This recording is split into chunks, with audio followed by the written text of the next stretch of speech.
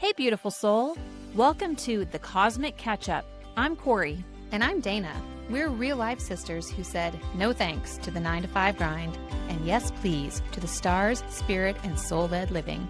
Around here, we're talking ascension, astrology, human design, sound healing, and the messy magic of waking up.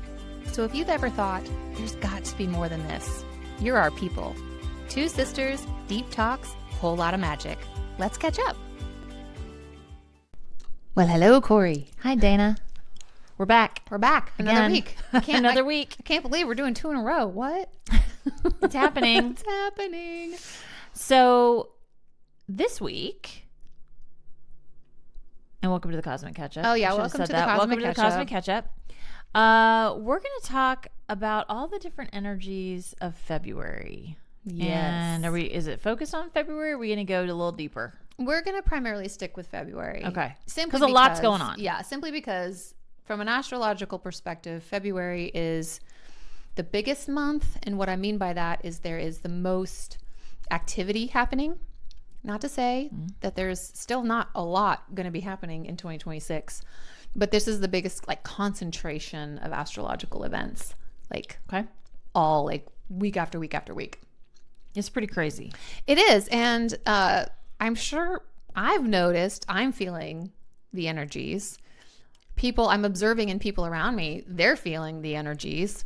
Already hit with the eclipse energies. Eclipse season is upon us for sure. You've gotten hit. I'm, again, in talking to other people I'm friends with, seeing it in their lives as well. And yeah, I mean, we're going through it. This is the collapse. What I'm seeing and feeling has certainly been intense and happening. Like the snake shedding is happening with so many people that I've talked to as well, that it's almost a little bit shocking about everyone's kind of got their thing is happening. I don't want to say to them, but it feels like that. We are all going through it. Yeah. And in our own ways. And it's a lot. It's a lot. Now, what I appreciate about astrology is that, kind of like a weather report, that if you sort of know or have an idea of what's happening, an understanding of it, then it tends to feel a little bit less intense, or you kind of know okay, I'm prepared. Like I have my umbrella on the rainy day. It's still going to be wet outside, but I can manage through it a little bit easier. Except so I'll use myself as an example. So because there's a lot of change happening in my personal life, and I was like, I thought it was going to be a pretty easy year. And you said, well, let's go back and look, because I feel like there was stuff happening. And when you brought it up, I was like, I remember you talking about that, but it never crossed my mind that this was how it was going to manifest. So you're right in that it's good to know these things, but when you're in the moment, you kind of forget. And you're like, that was unexpected. Yes, that is true. With that, though, this is where we go back to our toolbox, right? To say, okay, how do I manage through these intense energies or sudden changes that I didn't expect or wasn't anticipating? Basically, what is my umbrella? Yeah. Right? What is my umbrella? And we have so many options for those tools that we can use. So grounding exercises, and there's plenty of them. Meditation, time in silence, gratitude is a big one. Practicing all of that. So there's many things we can do from that tool perspective to help us manage through these energies. And then you throw in, Gaia, Mother Earth, is going through her own awakening as well, and her own shedding. And there were crazy winter storms, and, where did those come from, and what was their purpose? So there's all kinds of stuff happening in our lives right now. That's why we're here. Yay. So I think you're going to help dig into some of those energies. So, and these are collective. And so again, encourage you guys, if you haven't looked at your own chart or done a solar return, call this lady, because she's very insightful. And again, when she pulled up my chart, it was like, oh, yep, there it is. And that makes so much sense. Yeah. So with that, though, I'm going to turn it over to you, and you can just start wherever you're ready. Let's dig into it. So I think this is the 11th-ish of February when this episode's going to air. So we've already been through a couple of these big events. I mean, you can kick it back to January 26th when Neptune re-entered Aries, and we'll stay there until 2039. That was a big shift. Then we had the Leo full moon on February 1st. And I think we're all still integrating that Leo full moon energy. That's the last full moon of the snake year, the lunar new year of the snake. So we're doing all kinds of that shedding, as you mentioned. Then on February 3rd, 4th, Uranus stationed direct in Taurus to finish out the next couple of months of those final degrees of Taurus. So that's shaking up financial systems. What have we seen with gold and silver happening? What have we seen with the stock market? Crypto's free falling. Gold and silver's plummeting. To be completely expected. So, good time to buy. For sure. Good time to buy. We are not financial experts. No, we are not. Yeah, caveat that. We are not. But I would. So with that, there's a lot of volatility in that space, which is what Uranus brings to a sign and to a house, is volatility. Lots of sudden change. So it's kind of finishing up and wrapping up its time. It's been 7 years in that sign of Taurus, so we're wrapping that up. And then as we approach, let's see here. What did I want to say? Oh, let's talk a little bit more about that. I have some notes. Apologies, of that Uranus going direct at 27 degrees of Taurus. It will move into Gemini on April 26th, and it will spend the next 7-ish years in the sign of Gemini. So again, this is Uranus energy shakes things up. So Taurus energy is very stable. So these are not a good combination. This energy doesn't mix well. You think of Taurus as a fixed sign. It doesn't love change. So then you got this planet of, surprise changes. But we've been experiencing that as a collective for the last, again, since 2018. So this isn't new energy, but it's still sometimes shocking. So this is really about shaking up what we thought was stable. Is no longer really stable. It's happening. Yeah. We have changes in what we value, what's important to us. We're really trying to develop new ways, innovative ways of establishing personal security. So if I can't rely on the outer world to be stable, what do I do for my inner world to be stable? That's the growth opportunity there. This is about deciding what's important. And then you might suddenly find that you're like, that thing that I used to like or was important to me just isn't anymore. Ready to let it go. So it doesn't have to be a jarring thing. It could just be that realization of I don't need that thing anymore or that experience anymore. This is when you feel ready to move on, ready to move forward, maybe in some surprising new ways. This is really about defining that security lives within you, not the external world. And again, the outside world can and is appearing to fall apart. That's okay. It's completely on time. That's what's supposed to happen. So this is going to show us, what are we holding on to that we don't need anymore? And what have we outgrown? So be proud of yourself if there's something that you were ready to let go of, which is pretty incredible. And I love astrology in the sense of, I think of it as God's clock or the universe's clock. Everything is right in divine timing. This is the right time for these things to be happening. I was listening to something the other day and talking about 9 months to give birth, 9 months of pregnancy. And you're like, man, that's a really long time. Wouldn't it be great if it was a week or something? And I was like, I mean, maybe. I've never been pregnant, so I don't know. But this idea of yeah, but I think you kind of need all those months to get ready for this idea of a new life in the world.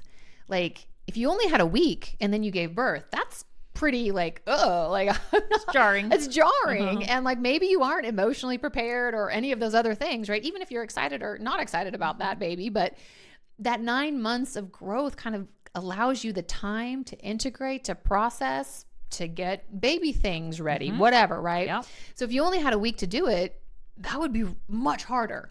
So in this idea of the planets and the energies moving and impacting us in such a way that it's okay, now I have time to process and integrate. Yes, 7 years. Since 2018, we've had Uranus and Taurus, and we've had a lot of shifts and changes in the last 7 years, but we needed all that time to sort of get to this place of, what do I need? What do I not need? What do I value? What do I not value? What is money? Like it's not even, it's an energy, right? It's just an energy of exchange. So this idea all gets kind of mixed up and together. And now we know that collectively we're ready. We're ready to move out of this energy beginning in April, and we're ready to move on. And many, if you're sensitive to energies, you're probably already feeling it now. Like, okay, I'm seeing this overlap, because it's not a light switch. You don't suddenly switch on a new energy. They overlap and blend until you're kind of in the individual energy of it. So right on time. Now, what's next for February? On February 14th, Valentine's Day, we have Saturn enter Aries, where it will stay until 2028. So it spends about 2.5 years-ish in a sign. This is, again, the start of a new 30-ish year cycle. So it takes about 29.5, 30-ish years for Saturn to make its way all the way through the zodiac. Well, it is starting its new cycle at 0 degrees of Aries, much like Neptune just did back at the end of January. It's in a brand new, but it's a 165-year cycle at this beginning point of the entire zodiac. So these all feel fairly significant. They are really significant. Saturn and Neptune do meet up a couple of times within your lifetime, but I can't find, and many other astrologers have had a really hard time of finding them meeting up at 0 degrees of Aries, which we will get to. But that is a world axis point. That is a global point. What does that mean, Dana? It means big shifts in the world. Okay. Essentially. So again, this is like unheard of kind of energy, but Saturn enters Aries every, like I said, 30-ish years, but it's been a long time since the last time it was there. So this is all about, Saturn is all about, in Aries, personal authority. This is creation on your own terms. If you are familiar with tarot, whenever I think of Saturn in Aries, I get the vision of the Emperor card. So very still, very strong energy, very commanding energy, but still with a lot of fire. So this idea of you might find yourself or others around you in new leadership roles, taking on new responsibilities, being the authority in your own life. So not listening to some societal idea of what you're supposed to be doing or who you're supposed to be, but really feeling into, what do I think I'm supposed to be? What do I feel like being? This is where you have the opportunity to say, no, I don't want to do that. I didn't sign up for this. I'm going to say no, versus feeling that obligation to say yes. Now, Aries, being the first sign of the zodiac, tends to be thought of as more immature, kind of like a childlike energy, impulsive, like chaotic. Let's dive first, ask questions later. We're just going to move forward, whatever. Saturn's going to slow that down. It actually matures that Aries energy. So while not necessarily a super compatible energy between the planet and the sign, it's actually, I think, a really beneficial one. I think of that energy as almost the rise of the divine masculine. I mean, for the last, thousands of years, we've been in a toxic masculinity. Yep. Now we are going to see the rise, and especially with Neptune also in the sign of Aries, the rise of the divine masculine, which is the higher octave qualities of Aries. So not the irrational, impulsive, aggressive nature, but the assertive, the leadership, the commanding, the inspirational values of that Aries energy. So it's very exciting. That's great. It's very exciting times.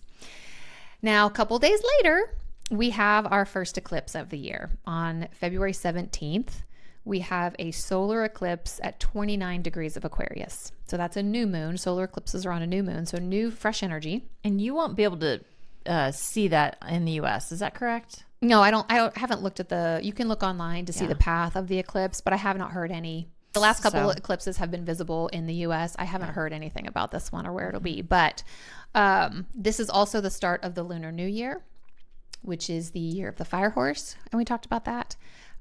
So this idea of like the Lunar New Year falling on an eclipse, that doesn't happen too often either. So here we go. And our eclipses are a little bit odd or, chaotic chaotic feeling because typically our eclipse cycles work in pairs.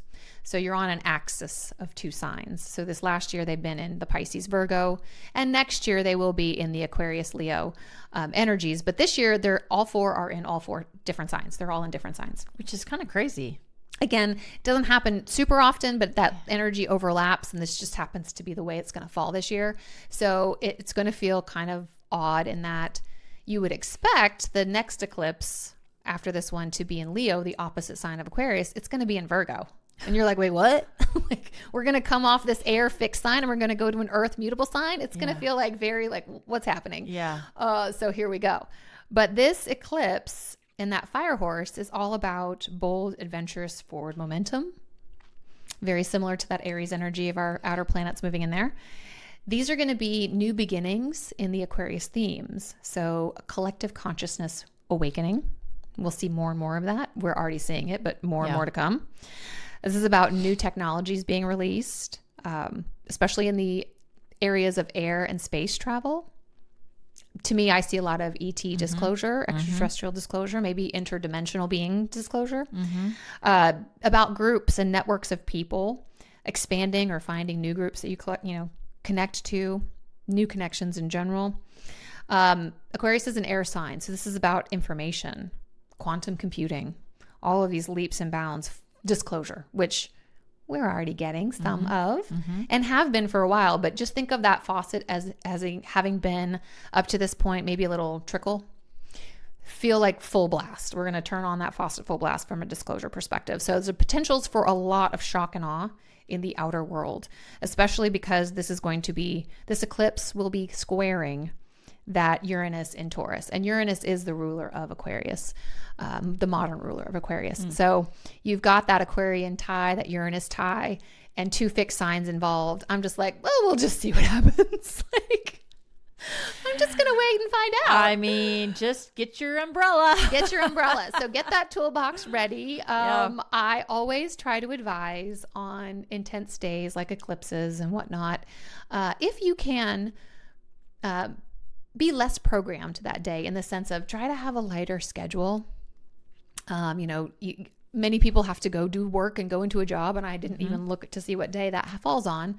But if you can, like, make your schedule a little bit lighter. Maybe fewer meetings. Like maybe fewer meetings that day if you can, or maybe don't plan to like do a big happy hour that Call evening. in sick.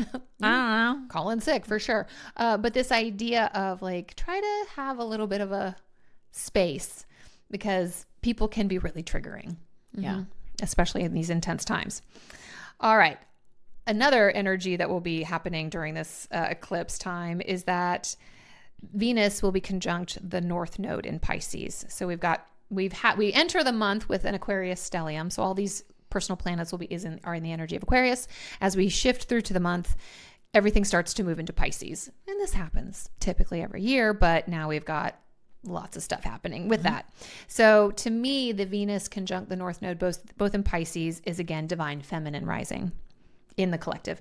And remember that each human being, whatever your gender, has both the feminine and masculine energy within them. So I have divine masculine and I have divine feminine within me. So collectively, we're all rising that energy. This is going to soften your connections, soften communications. We're seeking harmony and healing during this time. This is about connecting spiritually and connecting to your own creativity. So this is a really nice, beautiful aspect. We have Mercury trining Jupiter in Cancer. And these are, again, Mercury and Pisces, so both water signs. We have a lot of water energy included with this air energy too. So you might find spontaneous psychic downloads, big ideas and thoughts coming through, beneficial communications, emotional connections. So again, positive energy, and it is a solar eclipse, so new moon, new beginnings. But again, there's a lot of intensity out in the world too. So give yourself some space, So that's on the 17th. Then on February 18th, we start Pisces season. It just keeps coming. So Pisces season, again, happens every year. But this is where dreams, fantasy, spirituality, creativity, escapism, idealism, delusion, the unseen, hidden enemies, all of that kind of lives within that Piscean sea because it's like about collectiveness and oneness.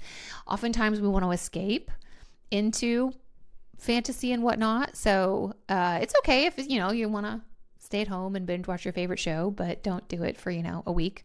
Maybe come up for air, give yourself time.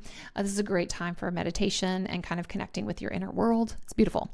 So we're going to get this stellium as we get to the back half of the month, where the sun will join the North Node, and Venus and Mercury all going to be dancing around that Piscean ocean. Then a couple days later, on February 20th, this is the big day. So that whole week from like the 14th the through the 20th is the big day? Well, it's another big day. I was like, yeah, they've all been big days. They're all big days. This is the most intense month astrologically. We're still going to have big major events throughout 2026 like we do every year. So nobody needs to freak out, but there's a concentration of them in February. But hey, we're getting over it early in the year. Like yeah, but you just said there's more to come. More. So, and there's so much more. On the 20th is when we have the exact conjunction of Saturn and Neptune at 0 degrees, 44 minutes of Aries. This is that world axis point that I mentioned before. So the 0 degrees of the cardinal signs, which are Aries, Cancer, Capricorn, and Libra, are considered world axis points because that cardinal energy moves us forward, moves in a straight line. So with that, expect more global events to unfold. And I will say, Yay. Backing up slightly to the eclipses, eclipse energy starts 4 to 6 weeks in advance and can last up to 6 months after. So even if we don't see something on that day, could see something that week, could see something the following month that you're just like, what? Yeah, it's that shocking stuff. Mm-hmm. With this Aries point, this is again first sign of the zodiac. This is a point of pure potential, new creation, powerful new starts at a global level. Expect the unexpected. And that's true of all eclipses as well. I feel like we've been hearing that a lot. Yeah, especially since the eclipse comes right with that. So you're like, what? This is all unfolding for our greatest good. So trust that. No matter how scary or crazy or weird or wild it looks out in the outer world, it's right on time. We have collectively been working toward this. These whatever systems out there must collapse if they are not serving the greatest good of humanity. And that's okay. We will all be safe. We will all be protected. We will all, no worries, nothing to fear. Mm-hmm. So this is really about where spirituality meets maturity. So Neptune being that planet of spirituality in our higher heart chakras, Saturn being that, let's be the adult. We're going to be responsible. We're mature about things. We learn our lessons. So again, this spirituality meets maturity. Illusion meets reality. So there's that dichotomy thing.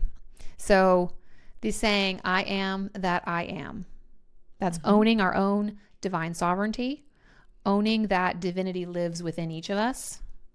And we're going to be fine because we can create everything. Yeah. It's absolutely beautiful.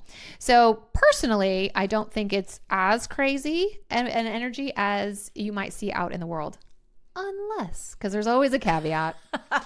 With any of these energies that I'm talking about, there's always a caveat. So if you have personal planets, which would be your sun, moon, rising, Venus, Mercury, Mars, at any of these degree points, 0 degrees, 1 degree, within a orb or a range around each of those, you will be impacted more personally than if you don't have those placements.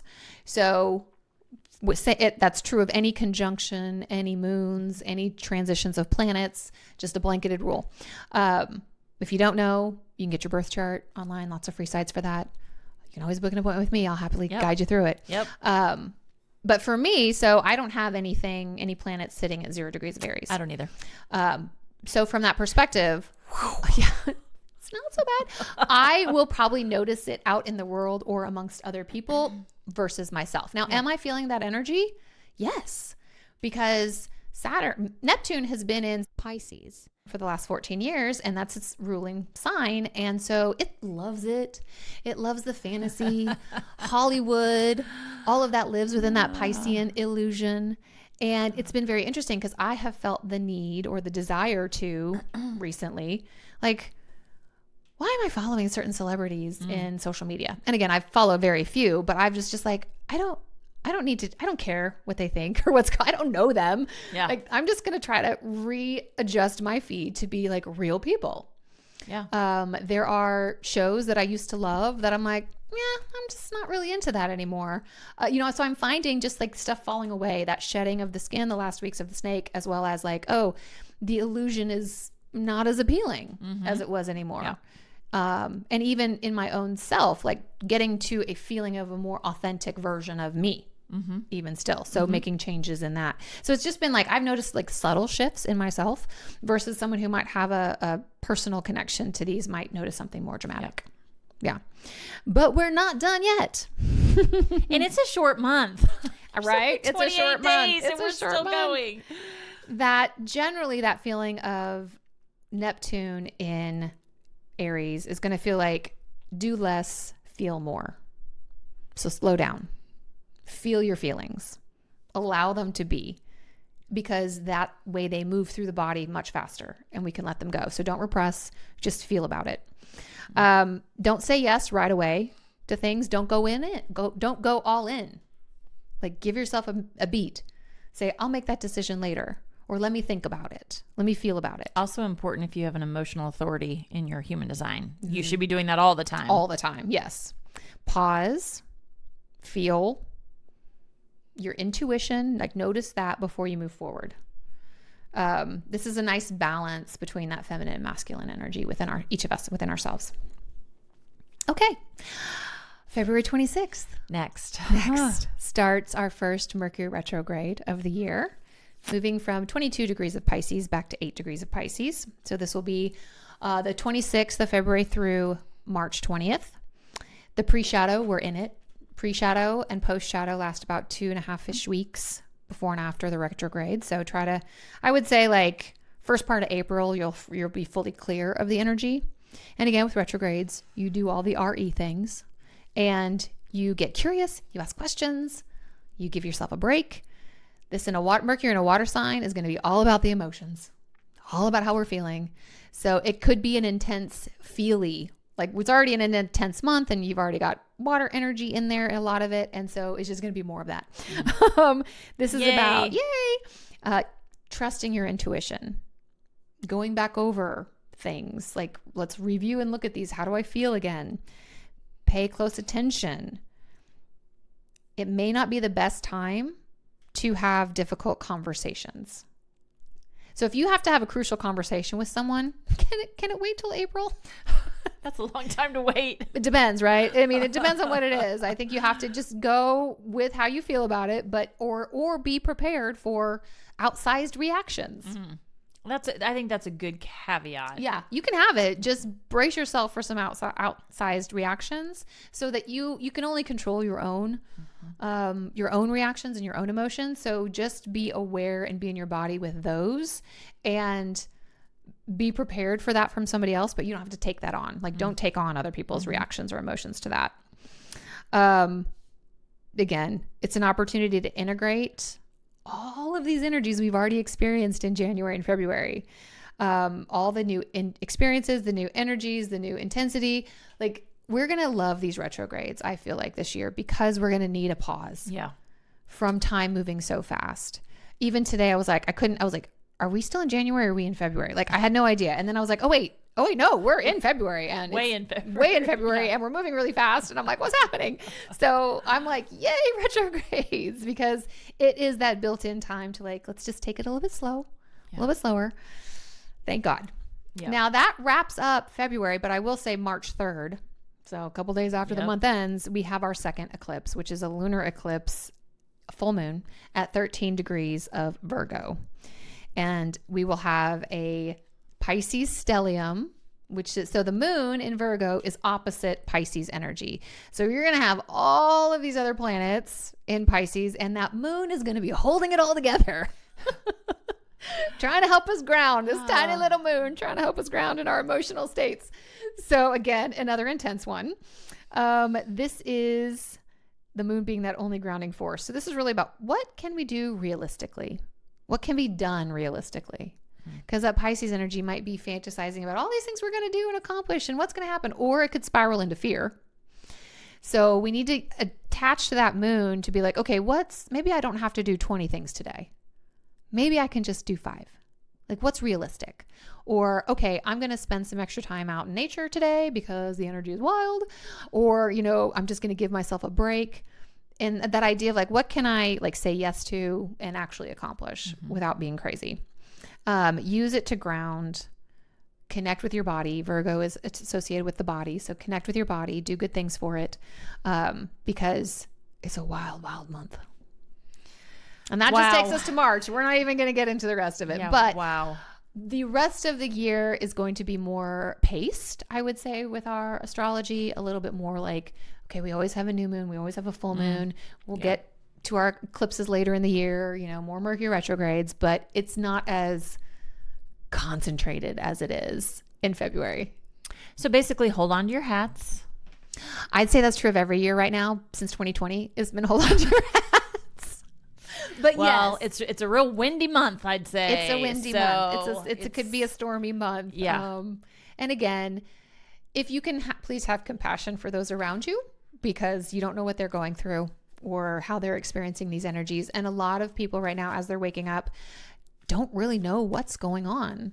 You might be one of those. You're like, what is happening? And then there's a group of folks who have been awake for a while and they're like, yep, okay, it's finally happening. We're good. Again, if we remember, we create our own reality. And if we can find that stability within, that's what Uranus and Taurus has been trying to teach us, is stability lives within, then you're set up for success. So what the universe is teaching me most of all, and I've had it in my head and as a fixed sign, very difficult, but flow is really important. And you just got to go with it regardless. And there's going to be shocking things. And okay, take a deep breath. And then you move forward, regardless of what that is. And when you mentioned people waking up like never before, I was telling Dana, my 18-year-old, who's officially 18 today, it's so weird, he's waking up. He always called us crazy. Now he goes, Mom, the conspiracies are true. And you're like, I'm like, yeah, I know. And he admitted to you that had he learned this a year ago, he wouldn't have believed it. Yeah, that's right. Because again, everything's right on time. Yeah. So if you have people in your life that, whether you're more like us and you're like, yep, it's happening, people may be coming to you going, oh my God, you were right. And now is not the time to go, yeah. It's more like, how can I help you? Let me give you a hug. What can I do for you? It's going to be fine. Yeah. We're going to get through this together. We're okay. Yeah. It's not the time to say I told you so. No. And there really isn't going to be a time for that anymore. No. The reason we have woken up sooner, faster, is to help those that are behind us. So lend a hand, reach out, give support. As I told my son, the best thing he can do is hold the light and hold love. Yeah. Think optimistically, find something positive, hold on to that, be grateful for all those little things. And it's going to be fine. So I already forgot the deck that I wanted to be pulling from. So we're going to pull from a different deck today. It's fine. It's also a beautiful we're going deck. With the flow. We're flowing. We're going with the flow. It's a great deck as well. We'll see. What does this card want to tell us here? Well, how appropriate. The card says heart, and it's got a heart on it with a light inside and wings, and it's glowing, and it says sacred relationships center love, and it's the number 1. So as we just said, that to hold me that is light, hold the love. This epitomizes it. Absolutely perfect. Yeah. So this is what we need right now, especially with this crazy month. Hold it in your heart. Remember love. Take care of those around you, and take care of yourself. Take care of yourself. That's a really big deal.